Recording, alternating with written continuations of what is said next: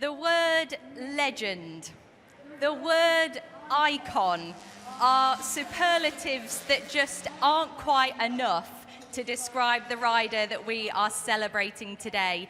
He is a name synonymous with road racing and has blazed a trail in motorcycling. We are celebrating a 30-year career on two wheels. Ladies and gentlemen, please join me in welcoming to the balcony 23-time TT winner, John McGuinness MBE.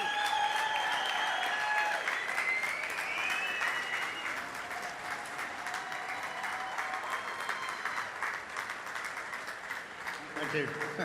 John, it is great to see you and looking as cool as ever. A wheelie off the line and a burnout as you come in. That must have felt all right. Oh, I'm in trouble with my crew chief because that bike's ready to go for the senior TT. But yeah, no, amazing. I'm in such a good place at the minute, Grace. Yeah. Life's good. We're to and fro from events here, there, and everywhere. But yeah, this year, a couple of weeks ago at the TT, put the helmet on.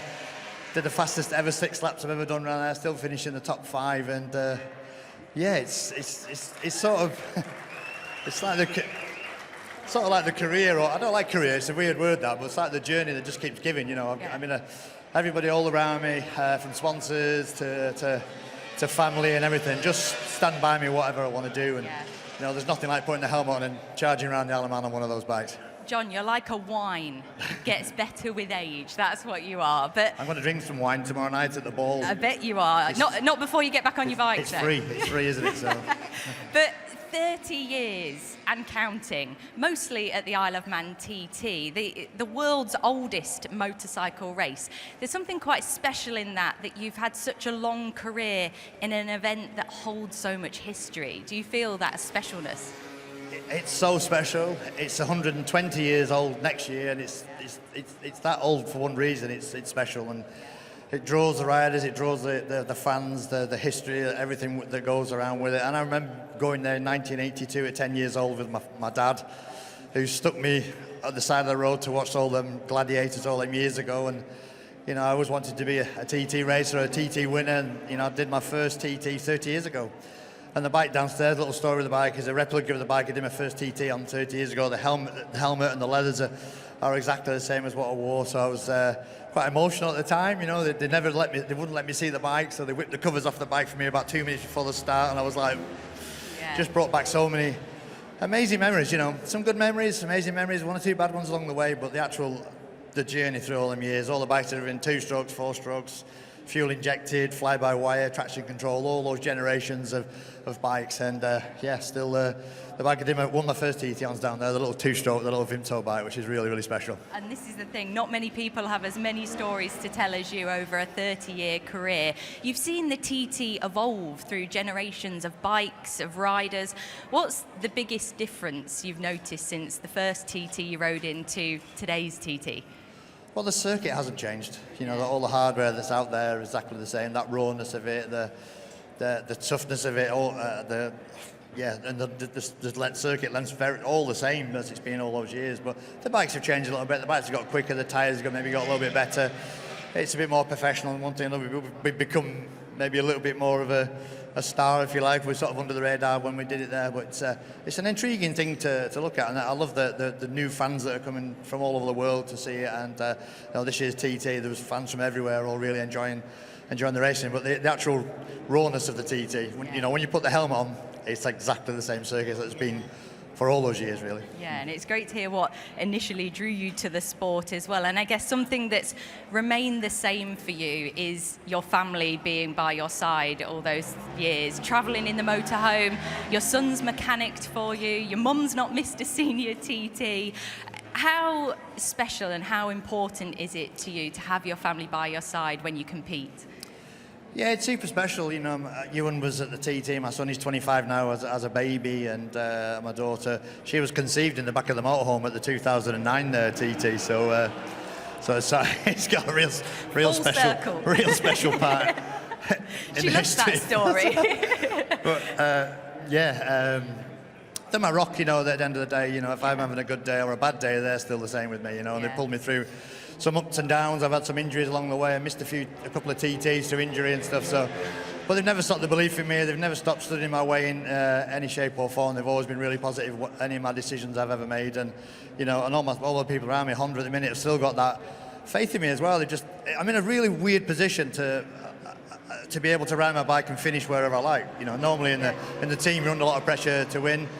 But you know, I finished 5th this year, and everybody was over the moon. Sometimes, as a rider, you want more. But for me, I put the helmet on. It was a lovely day. My bike was working good. I did 6 laps, 2 pit stops, and everything just went like clockwork. And I got off the bike, and I really, really thoroughly enjoyed it. And that's really what motorcycle racing has always been to me. You know, it's never been a job. I've never really, you know, I've been so lucky and fortunate. And everything I've had, I've took it in, and the main thing for me was just to enjoy it, and I'm still enjoying it, and that's probably the trouble, really. I still enjoy it. That's the main thing, and there seems to be a lot of mutual respect between you and Honda. You know, we've seen you ride a Honda for most of your career. You're carrying a legacy for one of the greatest manufacturers in racing. How do you handle that?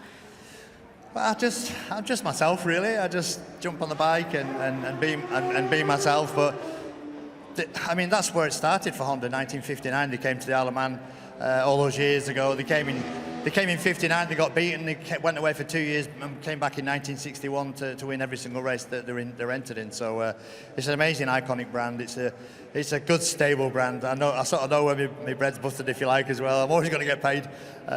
So yeah, no, Honda, and they're like an extension of my family as well. You know, the mechanics, everybody around me. You know, it's a different thing being at the TT. It's a more of a camaraderie thing between us and the riders as well, and the riders are on here actually as well. Some of my rivals. Michael Dunlop. I have to say a big thank you to Michael Dunlop. He showed up. He's the most winningest rider in the world. So.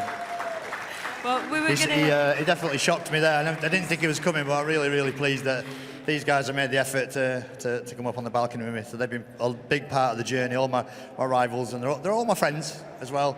You know, it's the relationship between all the riders on the roads, like at the TT, are very different to where, like on a MotoGP, they all want to, beat each other. We all want to look after ourselves on the road racing. And that's the thing. I was going to touch on that, the brotherhood in the TT paddock. I mean, you were here when Michael Dunlop had his balcony moment, and now several of your friends, your rivals, are here supporting you. That encompasses the bond that you guys have at that sport. Who you all understand it. Yeah, I taught him everything he knows. And, David Todd's up here as well, taught him everything he knows. Michael Rutter's here, the most boring man in the world, but he's there. He's up in here. He's been a rival of mine for a lot of years. We're both the same age. We both sort of carried on that journey in similar sort of ways, done lots and lots of TTs together, lots of Northwest 200s together, lots of Macau Grand Prix together as well. So, we've all got plenty of stories to tell, but it's good to see us all, a few of us together. Ben Birchall's here as well, and top sidecar driver and that, so he's always got my back as well, good friend of mine. So yeah, it's nice to get us all together for a bit of a weekend down at Goodwood. It's brilliant to see that bond, John. Now, 30 years and counting, like I say, at the TT, but also at British level, Grand Prix. What's next for John McGuinness? 30 years and counting. I don't know, a bus pass maybe. I passed my I passed my Class 1 driving test, so I can maybe drive a wagon. Yeah? Get fat and drive a wagon or something. But I can see racing staying in your blood. I will always stay involved in the sport. At the minute, I really concentrate on what I'm doing. I want to race, I want to carry on. I don't want to divert from any of the... a lot of people have retired me off, really. I read about things. It's quite frustrating that people say I should retire. I don't want to retire, I want to carry on. But when I do have to hang my boots up, I'll stay involved in the sport. I love the sport. I'll come to Goodwood, I'll go to the revival, I could race some other classic bikes, but sometimes the big 240 horsepower super bikes at some point are going to be hard to hold on to. But I'll definitely stay involved in the sport and give a little bit back. I mean, like the fans turning up to see me here, I didn't realise that there was going to be so many and all guiding me in there. That was quite emotional, really. I never ever thought I'd be stood there at 54 years old and still telling my story. I came here in 2004 and they wouldn't let me in the house. I wasn't even allowed in the house in 2004. So now I can just walk in with the gaffer. So I'm like,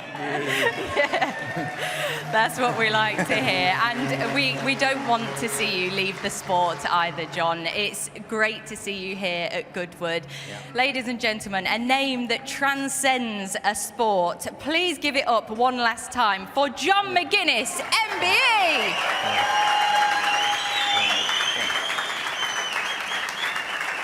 Well done.